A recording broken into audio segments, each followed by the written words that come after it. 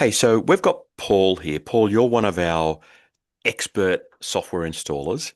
Yes. Um, you've been doing it for a long time. You've worked in a lot of different businesses, but today we're going to talk specifically about the work you've done with what we'd call international supermarkets or Asian supermarkets, in helping them learn the software. But before we get into that, even though you're an expert on installing and point of sale software and training people, you started off in retail many years ago. Yes. So I started in a small retail shop while I was at uni. So I worked part-time there and that actually used the software. So I had the retail experience of using the software and then came to the company to support it. And look, we haven't planned any of this. You don't know what I'm going to ask or where we're going to go. So it's a bit risky, I guess, from that point of view. But Yep. um, I I would imagine in your work, working with small independent retailers, that your retail experience is something that you draw on in your communication with retailers. Yes. Yeah. So certainly the way I train and explain certain functions in the software, I sort of will draw from my retail experience and to help them understand it, Yeah. understand the process easier. So when we talk about, Asian supermarkets, for example, what I know is, from people I've spoken to within our business, they're using it for doing their everyday transactions at the front of the store, managing stock, might have a loyalty program, they might have a Shopify integration for selling online. Typically, they'll have scale integration because they're selling spices or herbs and other fresh produce that they want to be able to weigh and have that integrated with the POS software. Yep. Um, and there are a bunch of other things that they may use. When you've trained people in Asian or international supermarkets, what sort of things have they been interested in terms of using the software? So certainly the scales, because a lot of their stock is loose, so they need to weigh it. So Yep. there's that. There's the point of sale buttons. So because again, a lot of the stock is loose, so they can't necessarily scan it. So having a button on the screen that they can press to easily find the product certainly So, makes it so easier give me an for them. example of a button. So you mean like I might press a button that says spice, Yeah. and then under there will And come some options. yeah, so and then you see all the different types of spices from there. So then that way they can click on that and then they can put the product on there and get the weight. So it certainly makes it much easier to find those products. They don't So, have to manually search for them. so if I was selling, and look, I should know a spice to mention by name. I haven't got one in my head, but Yeah, so I'd select. allspice or something. So I'd select spice. I'd select the type of spice. Then I'd weigh it, and automatically it would bring that data across to the point of sale screen Yes. for sale. Yeah, I can share my screen and we can go Hey, that'd through be great if you could an do that. example of it. So, Um, And just while you're doing that, with the scale integration, we are federal government authorised, so we're NMI authorised. So the scale work that we do is within the requirements that the government has got set up within their structure. yes. Okay, so oh wow, you've got this set up already. Yeah. So you can see, so this is an example of our point of sale screen, and you Yep. can customize all these buttons to however you want them to be, and you can have them on the left-hand side or the top or bottom, And I so can have wherever you want. multiple levels of buttons, can't I? Yes. Yeah. So you can see, for example, with the flower, if I click the flower button, then the screen changes and you see the Right. different types of flour. You've got adder Uh, flour, rice flour, brown. Yeah, okay. Yeah. And then so if I click on the brown flour, it will come up and I don't have anything on my scale at the moment. So that's why it's come up asking me to Yep. type in the weight. So that's where you can manually do that. But also within the little keypad, there's a little scale button. Yep. So if I go and put something on my scale Yep. and then hit the scale Okay. button, you can see it comes up with the weight from the scale. And just so people know, you've got a scale sitting next to you at your desk, haven't Yes. you? Yeah. Okay. Yeah. Cool. So if you had something on the scale, that would come across automatically. Yeah. Yep. Okay. Yeah. So And I've still got the same item on the scale. So yeah. now that I've gone into chilies, we can click on the whole chili and then it will come up read Okay. the weight, and it comes up straight away. Right. So I know this might seem like a silly question, but on the buttons you've got there, look at the chili one. You've got that sort of brown background. Then with spices, you've got a sort of an orangey background. How hard is it to make those buttons? You can be as detailed as you want. I actually played around with AI, so Google Gemini, and that sort of helped make me Nice. the buttons and things like that, which was quite easy. I just think attractive buttons like you've made there Yeah. is important because, first of all, I can see the rice one. I can see that that's rice. The nuts, I can see that they're nuts. Um, and I think that's going to help me enjoy using the software more. Yes. Yeah, and it's a lot more visual instead of just words. Yeah. So it's then easier for people to pick it up and start using it So straight I've away. got those two items in the basket there. Yeah. So that's $4.09. I'm imagining if someone's paying by cash, it will round that automatically. Yes. Yeah. So if we click on the cash sale button, it will come up. Then this is asking for the staff code, so that Yep. way you can track what staff members are doing what sales. Yep. So And we of can course, that's type that in. optional. I can turn that off if I want to turn that off, Yes, can't you I? can. Okay. Yeah. So while we're in front of the software, what else have you got that you might want to show that you know that you've trained people in Asian supermarkets to use? So then another one is we do have the customer display. So Yep. that way you can have a second screen that can face the customer. Yep. Um, so that way they can actually see the products that you're scanning or you're using the buttons to touch. Yep. And then also when you're not doing a sale, it can display other pictures and messages. Yep. Okay. So, Um, and what other functions from an Asian supermarket perspective? so um, then we do have the touchscreen buttons are there. You also got things like with the when you arrive it, we can do foreign currency. So if you are getting products from overseas, Hmm. we can when you do arrival, you can put in the price, the foreign currency that you Hmm. priced, and then the system can help you convert that to the current price What if to I'm make the buying arrival price easy. What if I'm buying products like, Adaflower or something like that in huge bags, and then I'm breaking them down into smaller bags? Yes. So we have a function called manufactured goods that can help manage that breakdown, and Yep, that can allow you make your own bag. So you might start off with a 20 kilo bag, but you turn that into a 1 kilo or 2 kilo yep. bags. So you can do What if that I as well. want to sell all the products through my shop at a price, but then I've got a community group and I want members of that community group to get a special discount? Can I set it up to do that? Yeah. So again, you can have customers. So you've got the customer sale button to find the customer. You Yep, can set up special pricing for those customers. So as soon as the customer's name's linked to it, they go and get their price. And yep. so that way the staff don't have to manually remember that this customer gets this price. Okay.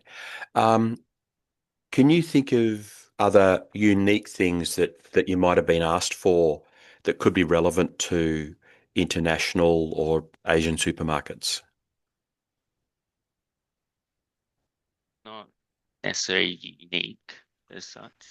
What about product care information where, if they're selling products that are imported, and there might be unique usage information, we can serve that kind of as the transaction's being processed. So Uh, you can either come up with a message that the staff can see to remind them yep, about that. yep, That you can also get a message to print on the receipt. So again, to let the customer know, so whether that storage instructions, they're supposed to store it in a certain spot yep. or things like that. So, So if I'm selling items that are barcoded, I can do it just like I would do at a supermarket. Scan, scan, scan, scan, scan, hit the button, sales over. or using the scale as you've shown and do it that way. Um, what about a situation where, you know, somebody's getting their food together for a celebration and they realize they've forgotten something? You've scanned 30 items and they're like, hang on a second, I've got to go and get this. So that's what we can use what we call suspend sale. Yep, So that's where you put the sale on hold yep. and then so the screen will clear so you can serve another customer or multiple customers. Then when this particular customer comes back, you can then retrieve that sale and all those have come back up there. That way you don't have to start scanning everything again. So that means I don't have to scan again. And it means it hasn't really disrupted the counter too much. Yeah. Okay. Yeah. And you can have as many suspended sales as you want. Yep. So Yep. Um, yeah. so one thing we didn't touch on, but it was clear on the screen, I could see it. When we're selling things by weight, we're able to sell by fractions. And I would Yes. imagine in Asian supermarkets, that's a really useful thing to be able to do. Mm. Yes. So because sometimes like they might want half a kilo or Yeah. 250 grams or things like that. So you can easily just type in the Yep. quantity and you can even change it as well. So when the customer changes their mind that they want a certain item, Yep. so they can easily go and change it. So you can either just have it as one and from there, or you can do it as point 0.5 or things like that. Yep. Okay. I noticed that password query came up there. Let's Yep. talk about that for a moment because I know within the software you've got the ability to kind of password protect certain parts to behave, so that regular staff can't come in there and just wreck your business, if you like. Yes. So that gives you control around how you manage the the system and what staff access they can have. So to help better manage and so Okay. yeah. All right. Anything else that sort of comes to mind that you think might be, I'll just check my notes as well, but that you think might be coming up? One of our people did mention um, about using quoting. You've got the ability in the software to create a quote for someone that can sit there and wait for them to decide if they're going ahead with the quote before it proceeds. So there is that ability. Um, and Yeah. the other thing is you've got the ability to set up bulk pricing, I think, haven't you? Yes. So because you can and that's probably like what you would mean like catalog. So you can do Yeah. discounting and things. Another function that I thought of is how you can make hampers. So, like as it's Right. coming up to Christmas and other special events, you might want to put a whole lot of items together to make a hamper to make it easier for customers to buy. So we can easily manage that to combine a product, and then if you've got some left over after the event, you can break them back up to the individual So I products again. scan one barcode and automatically I'm selling all of the items in the hamper, Yep. which is pretty awesome. Yes. And then there's another feature similar that you can scan it and it'll show all the items, and then you can easily change those products as well if you want. Right. So, Um, so let's stop sharing your screen and talk about the actual process itself because, you know, a lot of small businesses, it's not unique to Asian supermarkets, but a lot of small businesses, staff work in there casually. They're not there necessarily 38 hours a week. And so they've got to be able to pick up quickly how to do certain things. And, when you train somebody, you're blocked in for a certain amount of time. You train probably the owner or the manager. How do the staff get to learn the software? so we during the training, I'll communicate with the owner and see, and quite often when we get to the point of sale training side, I'll invite them to bring all the other staff Yep. in as well, so I can train all of them together. And that can be good because they can ask different questions and so they really get to understand it. Hmm. So there's that. we also on our website we have the onboarding section that has a whole lot of videos that are short videos that they can watch in their own time, and Hmm. they're all on the different sections, so they can slowly work through and see how to use the software from there at Okay. their own time. Okay. Um, the videos are good because they're, I know it's a weird term, but I call them snackable videos Yeah. because they're generally 5, 6, or 7 minutes long. Yes. And so I can watch that one video and I've picked up the learning from that one topic. And Yeah. if I want to learn point of sale, there might be 8 videos to watch, and I can just go bang, bang, bang, bang, bang, do that at home at night time or whatever. I don't have to be in front of the computer with the software on it, and it's just an easy way to learn for Mm. casual employees. Yeah. Yes. And it's all visual as well, so you can sort of see it and you can stop them and start them and go from there as well. I would imagine when you're training a business, and you've trained hundreds, that your experience tells you that n- no two businesses are the same. No. And so your training probably starts with trying to ensure that you understand what it is they need. Mm. Yeah. So a lot of it, I sort of have a structure that in terms of the software, like how to do things, but I will sort of say I will and give them options. We can go Yeah. different ways. So I'm not very much, it has to be done A, B, C, and D in that structure. It can go from C to A and things. So yeah, In other words, you're flexible in your approach. It's not, hey, people have to do it Paul's way and only Paul's way. yeah, Okay. yes. So yeah. Um, and a more difficult question, if you're in the middle of training and you get a feeling that somebody's not listening to you, that they're not paying the attention that they need to get out of the software what you know it can deliver, how do you get around that? Well, sometimes I will start testing them. So I'll teach them one way, and then if I'm not sure they really understand it, I'll start asking them questions about what I've taught. And then I'm sort of testing to see if they have listened and they have understood what I've been teaching them. Otherwise, if they haven't, then we can sort of go through it again, and I'll sort of reword, re-explain it to try and help them understand it that way, or I ask them questions what they're struggling with. I would imagine it's delicate though, because Yeah. they're your client and you don't want to be this overbearing person, but you know that if they learn it properly, they will tremendously benefit from using the Yes. software. Yeah. So in the kind of the world of Asian supermarkets, you'll have people where English is not their first language. And I wonder how you cope with that, because I would imagine you don't have a whole kit of Asian languages ready for you to speak.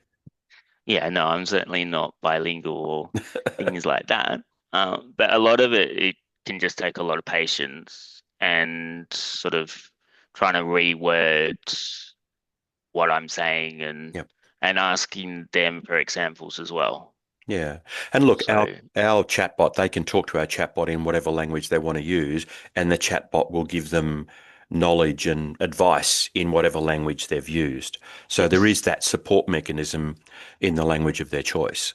yeah, Okay. mm, Um, so our sales team come to you tomorrow and say, "Hey, Paul, we've got another sale to an Asian supermarket." You feel good about that? yeah, Yeah. yeah. No, it's good. You're very So confident about it? yeah, Okay. so things that yeah, we're a good fit for them, and so yeah, We certainly know who our customers are too. We're not chasing big businesses. Like if it was a chain of 20 supermarkets, we are absolutely not interested in yeah, that. But if it was one, two, three, four, or five, very, very happy to pursue yes, that business. yeah. All right. Mm. Any final words? No, I think we've covered everything. All right. So Thank you. Have a good day. yeah, you too. Thanks. See Bye. ya.